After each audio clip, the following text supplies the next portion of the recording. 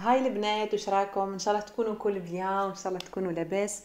اليوم رجعت لكم بفيديو جديده اللي رايحه ندير لكم فيها وصفه لزياده الوزن وفي نفس الوقت علاج الناس اللي عندهم فقر الدم، يعني الانيمي، وعندهم نقص في الشهيه، يعني ما عندهمش شهيه مفتوحه. دونك رايحين نعطيكم الوصفه دي والمكونات اللي فيها كل فيهم فوائد لصحه الجسم ولزياده الوزن في نفس الوقت. دونك ما تنساوش انكم تركزوا معايا بيان من الاول للاخر. ديروا ورقه ستيلو اكتبوا فيها المكونات اللي ناقصينكم واللي ما عندكمش في الدار باه تشريوهم. وفوالا خلينا نبداو. دونك اول مكون عنا اللي هو الكاوكاو ولا الفول السوداني، غني بالبروتينات والدهون والالياف، وفيه ياسر لي فيتامين، وفيه سعرات حراريه ياسر خلاص، تسمى رايح يعاونكم في زياده الوزن. والمكون الثاني اللي هو الزبيب، من الاحسن يكون الزبيب الاسود على خاطر فيه ياسر سعرات حراريه. انا ما كانش عندي، استعملت هذا بكميه مغرف كبيره هكاكا، و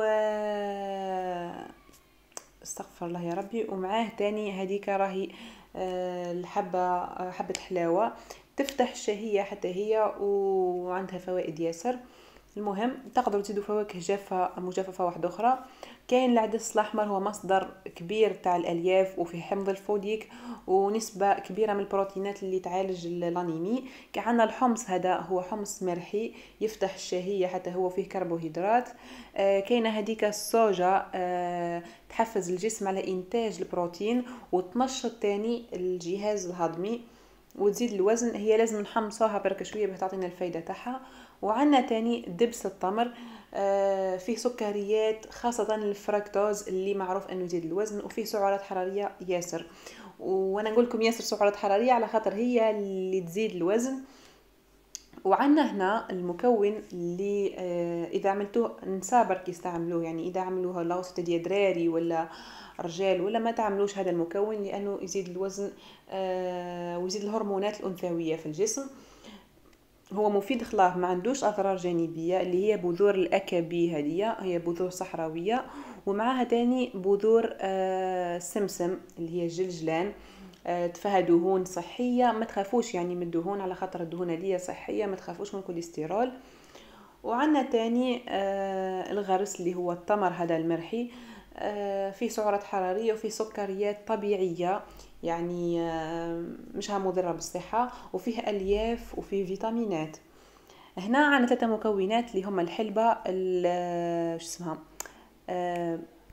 وزراعة البسباس والسينوج. كيف عندهم فوائد زيادة الوزن والشهية، تفتح الشهية وتسمن الوجه، حتى هما خاصة الحلبة تسمن الوجه وتمدلو نضارة. انا هاني درتهم. هذا الكاوكاو رحيتو ما رحيتوش ياسر، خليته شوية احرش.